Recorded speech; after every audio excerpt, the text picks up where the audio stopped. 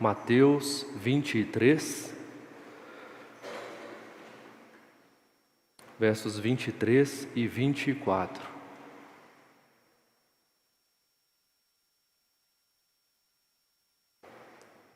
Diz assim a bendita palavra de Deus: Ai de vós, escribas e fariseus, hipócritas, porque dais o dízimo da hortelã, do endro e do cominho, e tendes negligenciado os preceitos mais importantes da lei, a justiça, a misericórdia e a fé.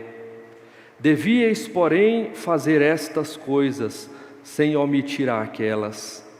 Guias cegos, que coais o mosquito e engolis o camelo. Amém. Vamos falar com o Senhor. Poderoso Deus, lida a Tua palavra, ó Senhor, que é perfeita e que traz a nós, neste exato momento, a exortação do alto em relação à vida de cada um de nós.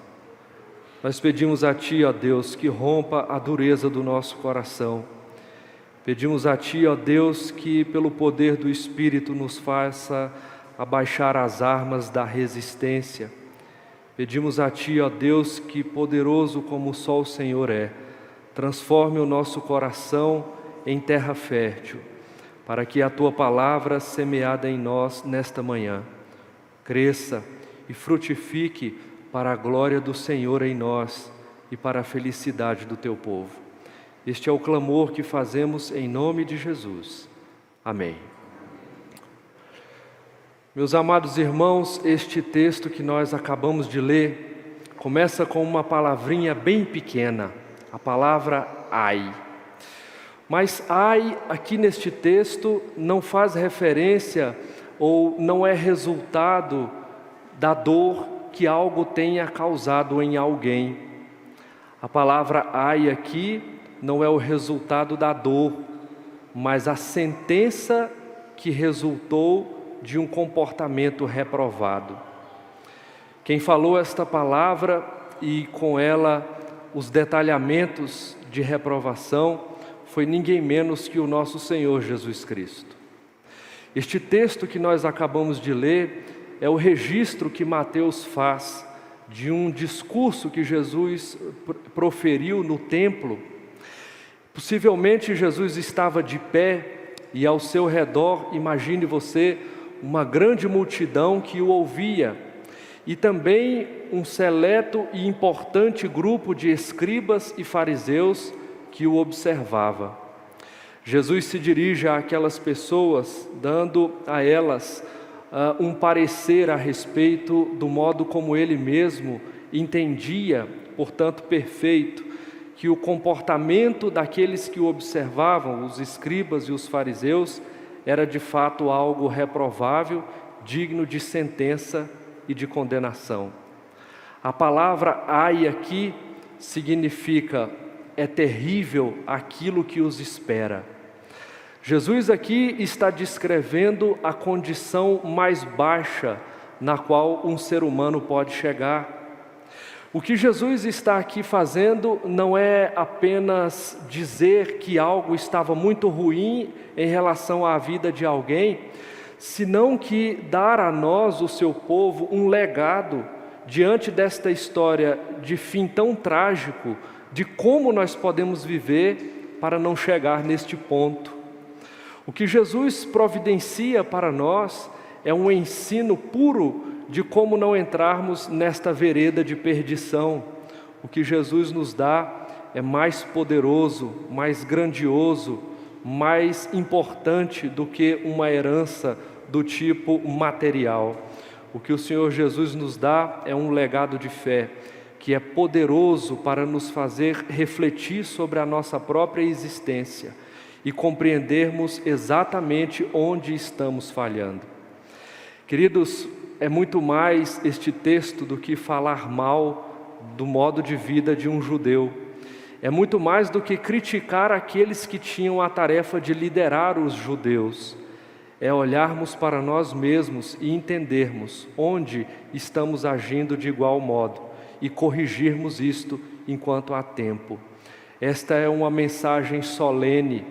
Jesus disse essas palavras com solenidade, seguramente com grande pesar.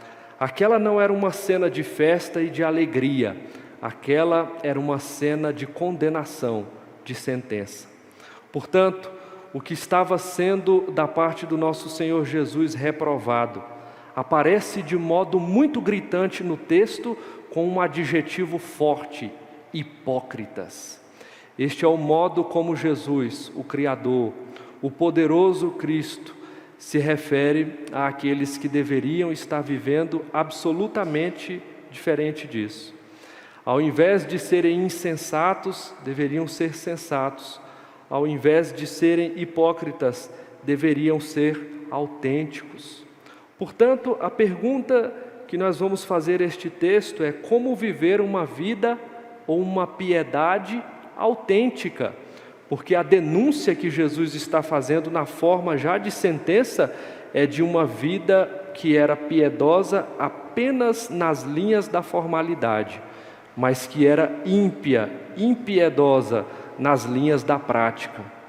Jesus é aquele que vê não apenas o que está no exterior dos homens, mas aquilo que está no seu coração. Jesus é poderoso para saber o que está por trás de cada ato. Ainda que o ato pareça belo aos olhos de quem vê, as intenções que motivam estes atos são plenamente conhecidas por aquele que criou você e eu. Jesus tem autoridade para se dirigir à sua criação nestes termos, em termos condenatórios. Jesus tem autoridade para julgar o mundo que Ele criou e os que nele habitam. Jesus é o único que tem plena capacidade de fazer isto sem que haja nenhum rastro de injustiça ou de imprecisão.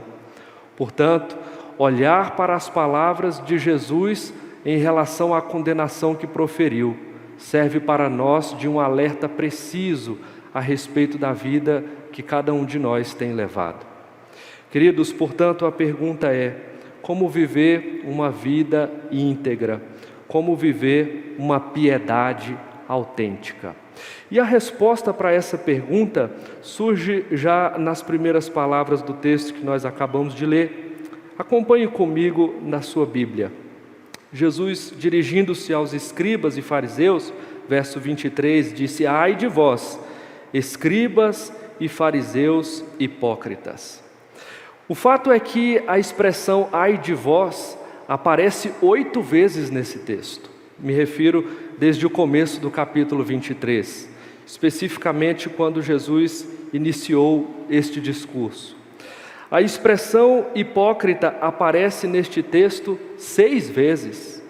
A expressão cegos, guias cegos, aparece 2 vezes. E uma vez aparece a duríssima expressão serpente, raça de víboras. Veja que o tom neste texto nunca é de alegria. O tom nesse texto sempre é de solenidade, de tristeza e de reflexão diante da reprovação. Jesus dirigiu-se aos escribas, dizendo a eles que eles eram hipócritas, e ele diz por quê.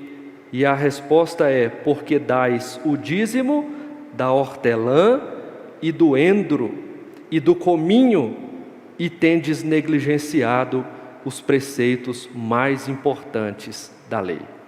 A pergunta é: o que isto significa? Por que está registrado assim com tamanha ênfase o fato de alguém dar o dízimo de hortelã, endro e cominho? Por que estas ervas estão citadas no texto? Antes disso, eu preciso lhe dizer que estas ervas estão citadas para explicar que aqueles homens estavam dando o dízimo da produção de cada uma delas. E o dízimo, você sabe muito bem, é coisa certa. É parte da lei de Deus registrada por Moisés. A lei mosaica registra tanto em Levítico quanto em Deuteronômio, com muitos critérios, o que o dízimo deve ser praticado, como a entrega da 10ª ou de uma parte de 10 de tudo aquilo que nós produzimos como ato de obediência e gratidão a Deus por tudo o que Ele nos tem dado, isto é, as outras 9 partes. O texto nos mostra ainda que Jesus não está revogando esta lei. Perceba que com a expressão que está no final do verso 23, quando ele diz, porém, deveriam, ou que aqueles seus ouvintes, deveríeis, porém, fazer estas coisas sem omitir aquelas. Aquelas faz referência a dar o dízimo de cominho, hortelã e endro. Jesus não está dizendo aqui que está revogada a lei, ou que está revogada a lei de entregar o dízimo. Pelo contrário, ele está dizendo que isto é para ser praticado. Então, onde está a crítica? Porque Jesus está chamando de hipócritas homens que estão obedecendo à lei e entregando o seu dízimo. O texto nos ajuda a entender onde está o problema. Entregar o dízimo de endro, hortelã e cominho tem um significado muito interessante. A lei não dizia que estas ervas deveriam ser consideradas assim nominalmente para que fosse dizimada a produção delas.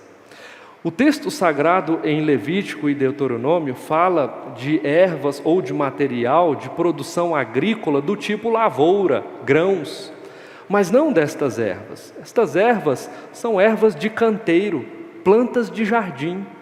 Era aquilo que era cultivado na casa de um judeu com a finalidade de servir de condimento para os alimentos que eram produzidos ali, ou eventualmente para servir como planta medicinal para o tratamento de alguma enfermidade branda.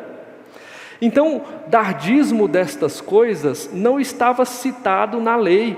Estes nomes de ervas não estão lá, mas Jesus aprova o fato de que isto esteja sendo praticado. O que está sendo considerado aqui da parte de Cristo é que estes homens entenderam o espírito da lei, ou seja, entenderam que produzir alguma coisa no campo e dar o dízimo desta produção é algo necessário, e lá estavam citado o nome dos grãos que eram produzidos naquela cultura. Agora, o que Jesus está entendendo como correto é que eles compreenderam que não era apenas o que estava citado na lei que deveria ser produto ou objeto de dízimo, mas tudo aquilo que as mãos de uma pessoa produz. Deixa-me explicar melhor isto. Quando uma pessoa trabalha como piloto ou trabalha como mecânico aeronáutico, ele também deve entregar o dízimo do seu trabalho, correto? Quando uma pessoa trabalha como fabricante de computadores, ele também deve entregar o dízimo do seu trabalho.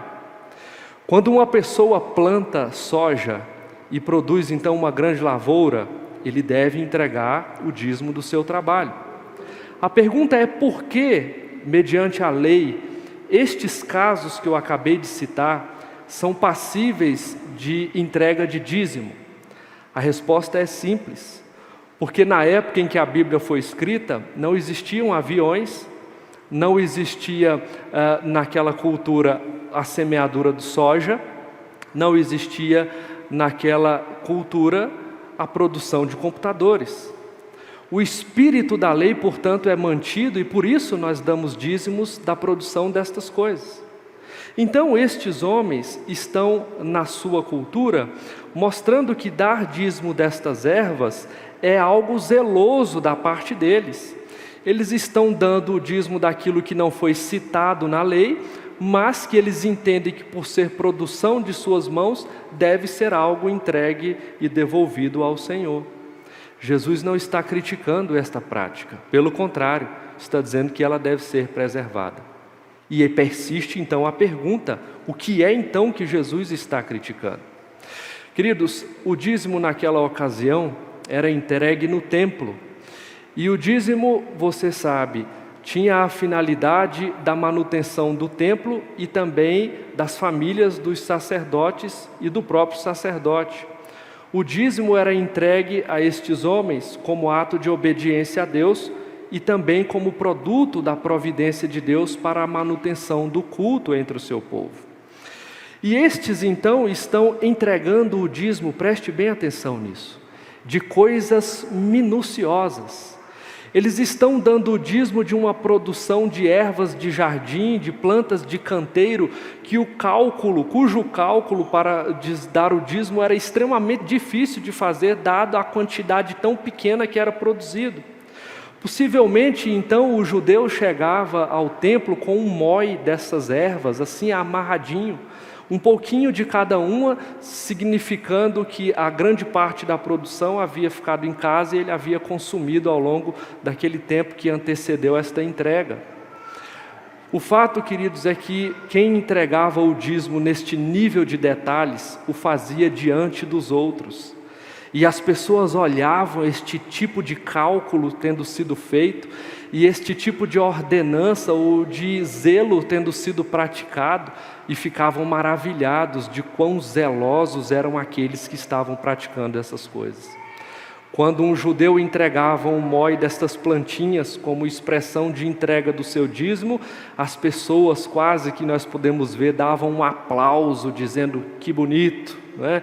Que grandioso, que piedoso, que zeloso. E isso naturalmente fazia com que aqueles que entregavam com esta intenção de arrancar aplausos da multidão, o fizessem então assim de peito aberto. A cena era de qualquer coisa, menos de cuidado para que o nome do Senhor é que fosse glorificado. Ali estava posto um altar, sobre ele estavam estes homens. A prática de uma piedade hipócrita. E a palavra hipócrita, que tem a sua raiz na língua grega, tem um significado que é assombroso. Hipócrita é aquele que finge sentimentos que de fato não tem. Hipócrita é o artista que chora e ri quando de fato aqueles sentimentos não ocupam a sua alma. Hipócrita é aquele que usa uma máscara para demonstrar algo que de fato não é. O hipócrita é aquele que apresenta uma realidade que é mentirosa, com o objetivo de seduzir aqueles que olham para ele, com o objetivo final de receber destes homens o louvor para o seu modo de vida.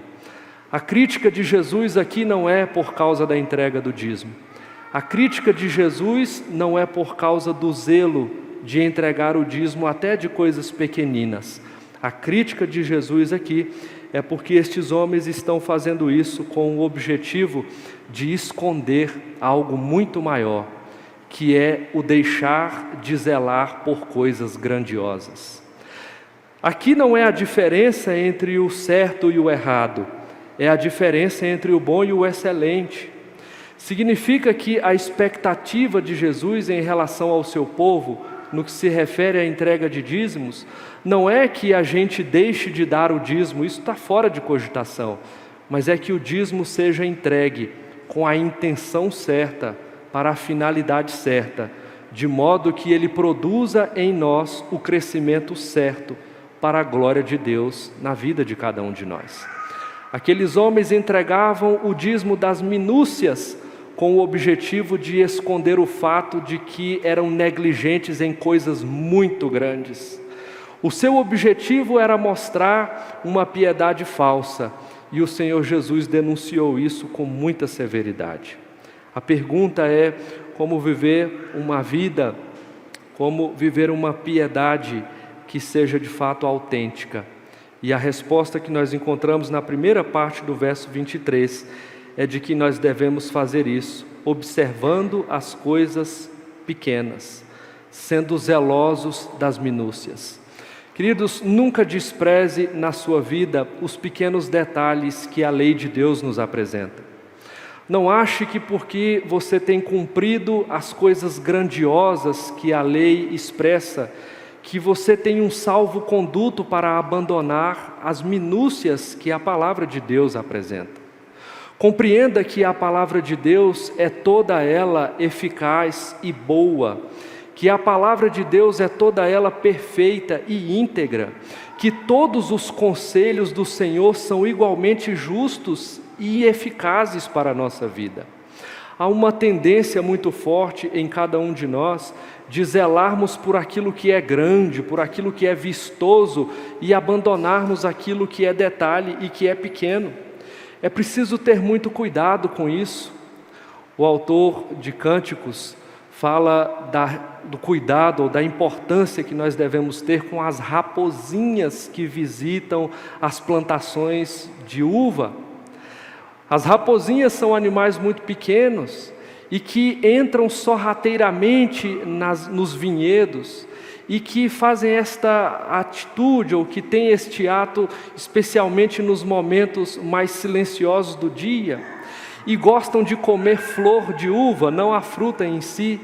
Dia após dia, as raposinhas que entram neste ambiente vão comendo os brotinhos e as florzinhas que vão ali se esforçando por brotar, até que finalmente o dono da vinha, displicente com as pequenezas, vai perceber quando chegar o momento da flor virar fruto, que a sua plantação está devastada. Não tendo percebido a importância de cuidar dos detalhes, de fechar a cerca nos lugares mais pequeninos, ele acaba perdendo toda a sua produção por conta da displicência com a coisa pequena. Nunca despreze aquilo que a Escritura nos apresenta como algo pequeno, porque a Escritura é, como disse, toda justa e útil. Não se descuide na sua vida dos pequenos detalhes, os pequenos pecados, aqueles que não são escandalosos diante da sociedade, mas que nós tendemos a cultivar e praticar cada vez com mais disposição, cada vez com menos vergonha, cujos resultados serão seguramente danosos, catastróficos para a nossa vida inteira. É preciso compreender que as coisas pequenas, no que se refere à palavra de Deus, são grandes, e que nenhum detalhe deve ser desprezado da grandeza do que a Escritura é para nos guiar na nossa vida. A pergunta é: como viver uma piedade autêntica? A primeira resposta é: observe as minúcias da lei. Mas isso não é tudo. O Senhor Jesus dá ainda uma segunda instrução para nós, que está nesse texto de forma bastante evidente, como algo que deve ser considerado. Eu chamo a sua atenção agora para a segunda parte do verso 23. Veja que o Senhor Jesus diz que o problema de dar o dízimo não está em dar o dízimo tão somente, mas no fato de que a entrega dos dízimos estava suprimindo, suplantando, tomando o lugar de algo que também deveria ser observado e estava sendo negligenciado. Que coisas são essas? Ele disse: tendes negligenciado os preceitos mais importantes da lei. Quais são? A justiça, a misericórdia e a fé. Justiça, misericórdia e fé estavam jogados debaixo do tapete da vida do, entre aspas, piedoso judeu. Justiça, misericórdia e fé estavam escondidos lá atrás, enquanto a entrega de dízimo de coisas miúdas tomava a cena, com o objetivo de parecer piedosos, de parecerem piedosos diante dos seus ouvintes, dos seus pares. Coisas grandiosas estavam sendo negligenciadas. Praticar a justiça é fazer as coisas do modo que elas têm que ser feitas, tomando como valor de referência, como padrão para esta prática, nada menos do que a Escritura Sagrada. Todo ato cuja Escritura norteie será um ato de justiça. Há uma tendência muito forte hoje, como também naquela época, de abandonar a Escritura como padrão para a atuação no campo da vida. Há muitas pessoas que acham que a Escritura, enquanto padrão, é útil para a vida dos crentes, especialmente nos momentos em que estão dentro da igreja, mas que desconsideram que a palavra de Deus é e deve sempre ser um padrão para a vida além das portas da igreja, de que a palavra de Deus é um padrão não só para os crentes, mas para as pessoas de todo o mundo.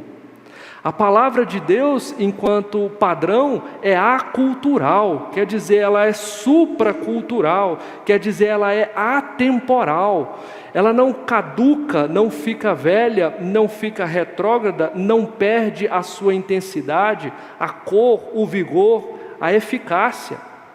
Portanto, queridos, não é a palavra de Deus padrão apenas para este dia de domingo, para esta igreja e para este ambiente de culto, senão que para toda a vida.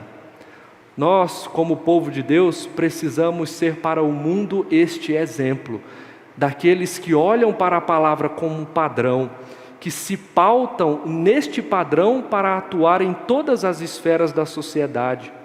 O mundo precisa ver o exemplo de como é viver do modo como Deus estabelece para ser vivido. Você, eu, a igreja, somos este meio que Deus escolheu para que o mundo veja a sua palavra sendo aplicada em todos os âmbitos da sociedade, da existência humana. Aqueles homens estavam negligenciando isso, deixando a palavra de Deus de lado. Criaram uma quantidade enorme de regras próprias, abandonaram a lei de Deus, o espírito da lei, os padrões do alto, criaram o seu próprio padrão, as suas próprias regras, e colocavam estas regras como sendo algo melhor do que a própria palavra de Deus. É aqui que mora o mais danoso aspecto dessa atitude.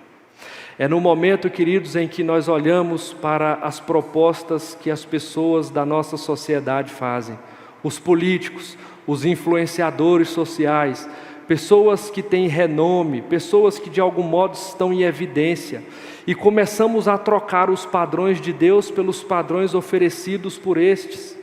O resultado disso é danoso não apenas para o crente e para a igreja, senão que para o mundo inteiro. O mundo inteiro vai amargar, como historicamente está registrado que amargou, as consequências do abandono da palavra de Deus como padrão de justiça.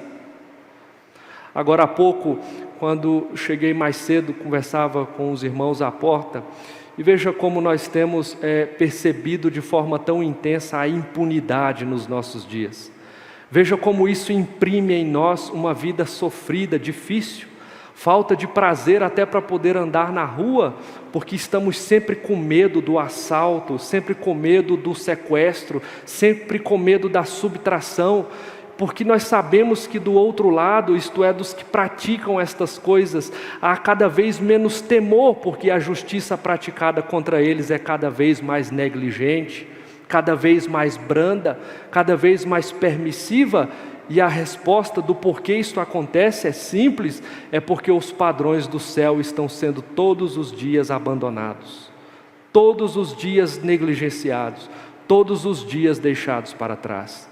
Homens de Deus que deveriam estar anunciando estes valores nas casas de lei, que deveriam estar anunciando e praticando estes valores nos tribunais, que deveriam estar praticando estes valores na repartição em que trabalham, no comércio em que atendem, na escola em que ensinam, no hospital, na clínica em que assistem alguém, negligenciam, e o mundo perde os padrões e os parâmetros e todos caminhamos para uma grande tragédia pessoal, coletiva, nacional e mundial.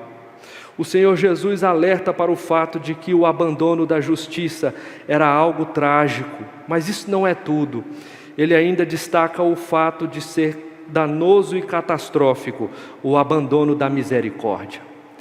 A misericórdia é o ato de colocar-se no lugar do aflito. Misericordioso é aquele que, vendo o aflito, toma esta aflição para si, e então trabalha e não mede esforços para retirá-lo desta condição de dor, de sofrimento, de angústia em que ele se encontra. Ora, queridos irmãos, quem são essas pessoas que agem em favor daqueles que muitos dirão: eu não tenho nada a ver com eles, nem com isto, nem com essa situação? Eu já tenho o meu plano de saúde, eu já tenho o meu emprego, eu já tenho a minha previdência social, o meu futuro garantido, meus filhos formados, minha esposa guardada, minha casa segura. O que tenho eu a ver com este ou com aquele que sofre, caído na sarjeta, angustiado, sofrendo dores, passando por dificuldades? O governo que se ocupe deles, a assistência social que os guarde, que os cuide. E então, dia após dia, vamos tornando o nosso coração como algo que não sangra mais. Vamos nos tornando insensíveis diante da dor do outro, nos acostumamos a ver o sofrimento do outro e a nos nutrir da ideia de que aquilo não tem nada a ver conosco e passamos e vamos em frente. Nós olhamos para o exemplo e os ensinos do nosso próprio Senhor Jesus quando falou a respeito do bom samaritano. E você deve se lembrar que aquela história é para todos nós um choque em relação àquilo que nós somos e aquilo que nós deveríamos ser, em relação especialmente ao que sofre. Queridos, é muito perigoso que nós nos detenhamos apenas com o zelo de vestir a melhor roupa para usarmos no dia do Senhor. Isto é bom. É muito perigoso que nós nos detenhamos apenas com o cuidado de entregar os nossos dízimos e as nossas ofertas na igreja. Isso é bom. É muito perigoso que nós nos detenhamos apenas na tarefa de ensinar a palavra de Deus dentro da nossa casa para os nossos. Isso é bom. Mas agora, queridos, a Escritura nos exorta a algo excelente, a sairmos do campo do que é apenas bom e justo e praticarmos aquilo que é elevado e excelente. É nos preocuparmos com aqueles que não têm uma roupa tão boa para poder usar, é nos preocuparmos com aqueles que têm dificuldade para se alimentar, com aqueles que se sentam no banco da igreja ao nosso lado e aqueles que nem sequer fazem parte da igreja, mas que estão angustiados, sofrendo dores e enfermidades terríveis por aí afora, e encontrarem em nós o meio ordinário de Deus para promover a melhoria da sua vida sofrida. Nós seremos sempre seduzidos a sair deste lugar. Nós encontraremos quantas razões nós quisermos encontrar para não sermos misericordiosos. A questão aqui não é quantas razões nós podemos encontrar para não sermos misericordiosos. É a motivação que nós temos para sermos misericordiosos. Fazermos aquilo que fomos feitos para ser e para fazer. Praticar aquilo que aprendemos do nosso próprio Senhor Jesus como um modo ideal de vida. Esta é a motivação, o modelo excelente do Mestre e também a obediência a Ele, como forma de gratidão por tudo o que Ele fez misericordiosamente por cada um de nós. Não fosse a misericórdia de Deus, santos irmãos, e com sinceridade, nós podemos nos colocar no lugar dos que amanheceram nesta manhã de domingo caídos nas sarjetas, deitados numa cama errada, deitados num lugar imundo, praticando coisas absurdas, morrendo de ressaca, tristes e cheios de culpa por causa das coisas praticadas enquanto a noite de ontem se passou. Não fosse a misericórdia de Deus, e nós seríamos estas pessoas também. Resta a nós, os que estamos lavados pelo sangue do Cordeiro, porque fomos eleitos por Deus e pela providência dele mesmos, transformados, vivificados, sermos agora para um mundo que padece na angústia, aqueles misericordiosos que o mundo precisa para seguir em frente. Por fim, o Senhor Jesus chama a atenção para um outro aspecto muito importante da lei que estava sendo negligenciado. E este aspecto é a fé. Neste contexto, fé é sinônimo de fidelidade. A Bíblia, a Nova Versão Internacional, traz inclusive esta tradução que também é muito boa, a palavra fidelidade. E como isso é importante aqui. Fidelidade, queridos, é o ato de honrosamente deter-se diante do erro, do pecado, para entrar e caminhar no caminho da obediência e da gratidão. Fidelidade é o que Jesus está dizendo que aqueles falsos piedosos estavam negligenciando. Fidelidade em relação a si mesmos. Fidelidade em relação a Deus. Fidelidade em relação ao Filho de Deus que estava diante deles. Queridos irmãos, os judeus receberam, antes de todos, a revelação. Os judeus receberam a palavra de Deus na sua forma mais pura e íntegra.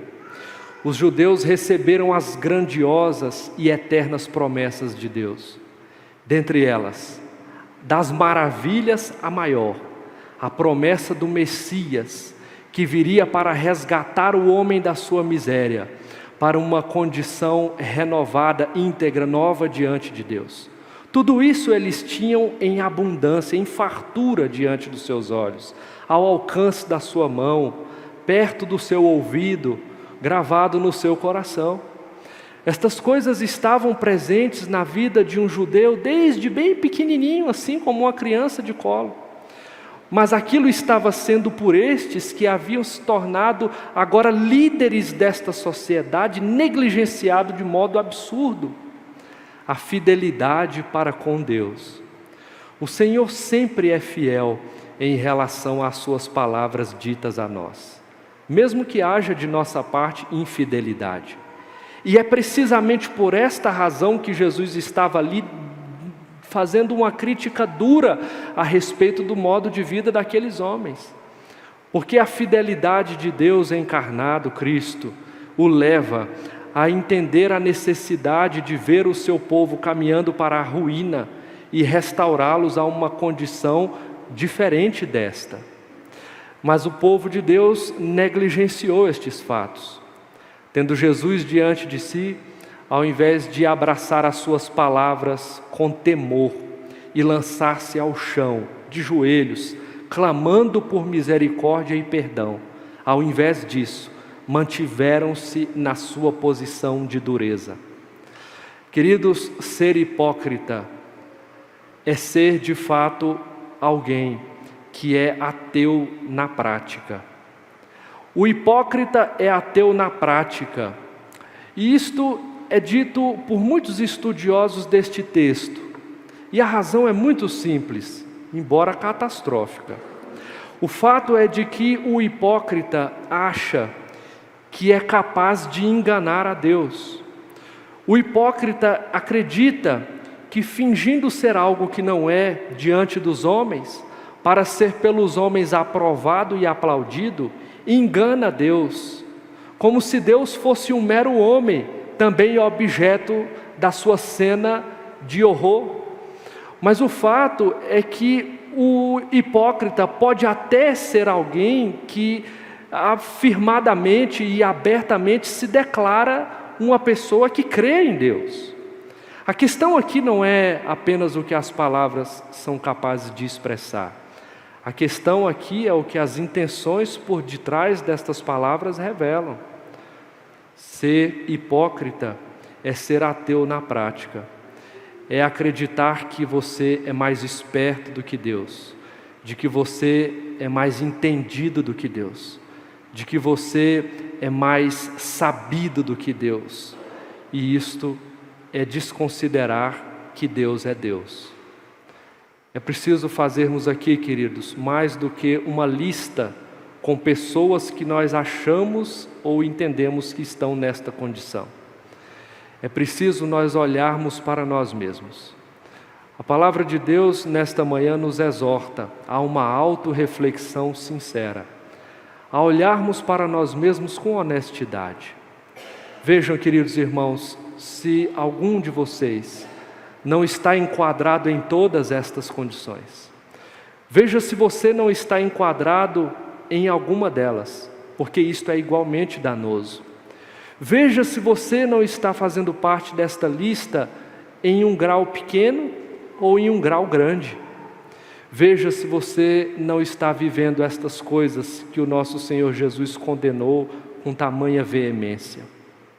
Eu aqui faço você recordar uma verdade muito sincera. O profeta Isaías disse ao povo da sua época, também negligentes, também merecedores dos ais. Ele disse, buscai ao Senhor enquanto se pode achar, invocai-o enquanto está perto. Deixa o perverso o seu caminho, converta o seu coração ao Senhor, que é fiel, é justo, é poderoso para perdoar. Queridos irmãos, não saiam daqui nesta manhã carregando no seu coração a culpa e o peso de ter praticado estas coisas e se esforçado por escondê-las. Não viva mais assim, pelo simples fato de que você não precisa viver assim. Você tem em Cristo Jesus não palavras de sentença ainda, mas palavras de vida, palavras de reconciliação, palavras de perdão. O que a palavra de Deus nos exorta com esta história é que há um caminho terrível para ser percorrido, mas que nós não precisamos andar por ele. Nós podemos simplesmente considerar estas palavras e numa autorreflexão tomar a decisão de mudar. Você pode dizer não. Esta é a obra do Espírito Santo realizada na vida do crente, do nascido de novo. É com esta nova vida nos dar a capacidade de refletir sinceramente a respeito de nós mesmos, tomando a palavra de Deus como padrão para esta reflexão e então tomarmos a decisão de dizer basta. Eu não quero mais viver assim, eu não preciso viver assim, eu não vou viver assim, porque há para mim perdão e um padrão perfeito de vida para que eu então o pratique de agora em diante. Eu quero lhe dar algumas aplicações muito práticas a respeito dessa reflexão que nós precisamos fazer. Será que não estamos sendo hipócritas? É a pergunta. É preciso que você pense em coisas do tipo: será que você não está sendo uma pessoa gentil e cortês no seu ambiente de trabalho, com os seus clientes, com os seus pacientes, mas no ambiente da sua casa, uma pessoa grosseira e truculenta com os seus? Isto é hipocrisia. É fingir publicamente ser uma coisa que no privado demonstra-se de outro modo. Será que você não tem entregue a sua melhor disposição, as suas melhores palavras, os seus melhores gestos para aqueles que você encontra ao longo do caminho, enquanto que para aqueles que estão com você bem próximos no seu ambiente familiar, você tem entregado exatamente o contrário disso? Sempre amargor, sempre indisposição, sempre falta de paciência? Isto é hipocrisia. Será que enquanto no ambiente da igreja você não tem se mostrado zeloso, erguendo a bandeira do céu, erguendo a palavra de Deus como única regra de fé e de prática, mas na sua vida privada, demonstrando um caráter torpe por desconsiderar estas coisas e viver uma lei baseada em regras que você mesmo criou para você? Isto é hipocrisia. Será que você não tem imposto sobre aqueles que estão sob o seu governo um padrão de vida que é dificílimo de ser praticado, enquanto você cria para você mesmo regras fáceis de serem cumpridas, frouxas na sua prática? Será, queridos, que vocês também não têm sido em algum grau zelosos em relação à entrega de dízimos e ofertas das minúcias, enquanto desprezam a grandeza da necessidade de viver vida santa, vida de comunhão, vida de seriedade diante de Deus e diante dos homens, mesmo que os homens não estejam olhando para você? Alguém disse com muita sinceridade e assertividade que nós somos, de fato, não aquilo que nós dizemos, mas aquilo que nós fazemos quando ninguém está olhando. Isso revela quem nós de fato somos.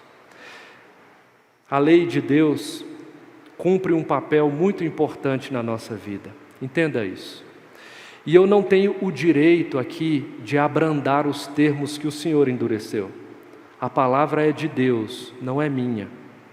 Eu não tenho direito de criar eufemismos onde o Senhor usou palavras literais. Percebe isso? E a lei de Deus, queridos, se presta a um papel muito importante na nossa vida.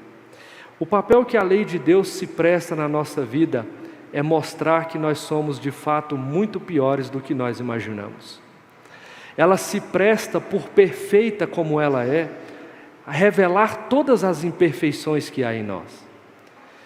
Em alguns momentos, especialmente quando o nosso coração está pelo Espírito transformado, ver quem nós de fato somos causa certo desespero na nossa vida, causa pavor, perceber que eu sou tão pior do que aquilo que eu me esforço para mostrar para os outros. A lei de Deus promove isso no nosso coração. A lei de Deus revela toda a nossa impureza e ela tem um objetivo quando faz isso. Não é apenas esmagar e reduzir a nossa existência a nada. Não é apenas isso. Não é apenas nos conduzir a um desespero, a uma desesperança completa e definitiva. É mais do que isso. É nos levar a compreender que nós precisamos desesperadamente de alguém cujo nome é Jesus Cristo, para resolver os problemas que nós somos incapazes de resolver sozinhos. Queridos, a lei nos aponta Cristo. A lei nos leva para Jesus porque nós rapidamente percebemos, diante de nossa maldade, que nós precisamos do perdão que só Ele pode dar. De que nós precisamos do lavar da nossa culpa e do nosso pecado, como só Ele é capaz de fazer com eficácia. De que só Ele é capaz de nos colocar uma roupa nova, um anel no dedo, nos calçar e agora nos fazer caminhar uma nova jornada cheia de esperança ao lado dEle para a eternidade com Ele mesmo. Há algo que só Jesus pode fazer por nós, é santificar-nos nas nossas mazelas, é realizar em nós esta obra de pavor e de abandono do que é mal, de apreço e de valorização do que é bom. Para ser justo, misericordioso e fiel, é preciso ser alguém que se submete a Jesus. Humilhai-vos, portanto, amados irmãos, debaixo da poderosa mão de Deus, neste exato momento, na forma do arrependimento. Arrependei-vos e crede. Entregue o seu coração nas mãos de Jesus neste momento, abra mão dos seus métodos, da sua maneira de fazer, do seu jeito de viver que você já percebeu ao entender o que a lei nos diz que está fazendo de errado, e opte agora mesmo por andar num caminho novo, porque esta é a grande oferta do Evangelho para nós, vivermos dependentes de Cristo até para fazermos aquilo que é reto e bom. E então Jesus nos leva de volta para a lei. Ele aponta para a lei. Ele nunca a despreza, nunca a revoga, nunca a coloca em segundo plano, mas sempre no lugar em que ela deve estar, como um padrão. E agora, perdoados, lavados e transformados como só Ele pode fazer, então você, por gratidão, faz uma pergunta assim na sua mente, no seu coração: o que eu faço diante de tão grande obra realizada em meu favor, em me perdoar sem merecimento algum? E a resposta que nós podemos ouvir da parte do próprio Cristo é: observe a lei. Observe não para merecer, observe para agradecer. Faça de cada ato de obediência à lei um tributo de gratidão a Deus pelo que Ele fez por você em Cristo Jesus, sobretudo pela salvação, o perdão, a regeneração. Vamos fazer isso em nome de Jesus. Curve a sua cabeça.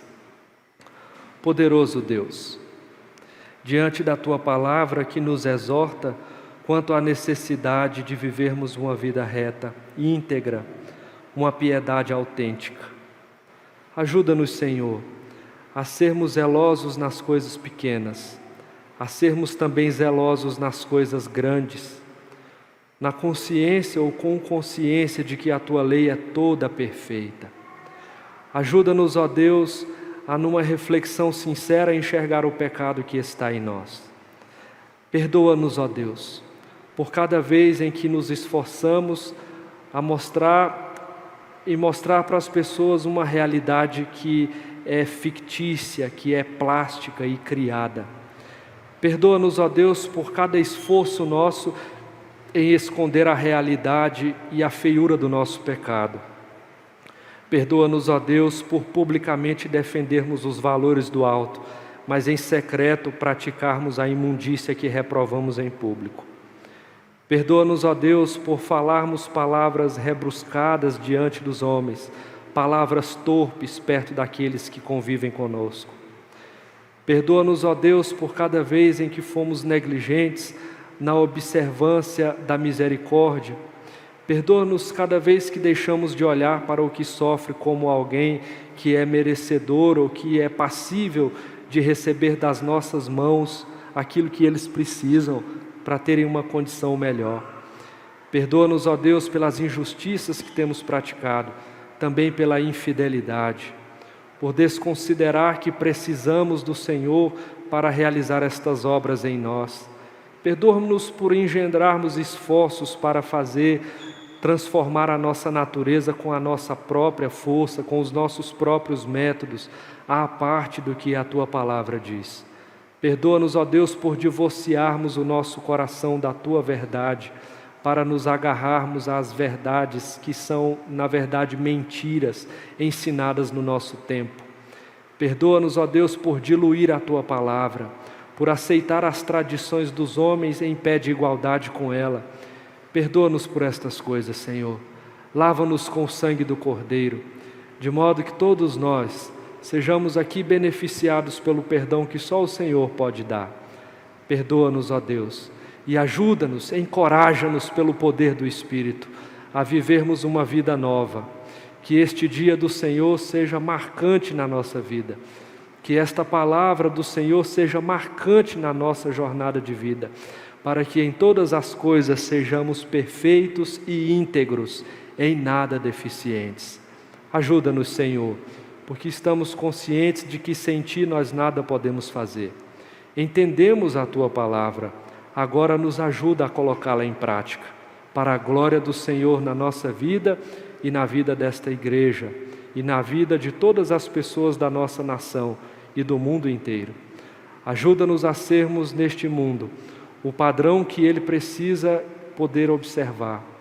Ajuda-nos a sermos o sal da terra, a luz do mundo, os mensageiros, os arautos do Senhor, que rompem a escuridão destes dias com a Tua brilhante, luminosa palavra e a prática dela como algo que é de fato eloquente diante de todos aqueles que nos veem. Ajuda-nos, ó Deus, nós Te pedimos estas coisas, em nome de Jesus. Amém.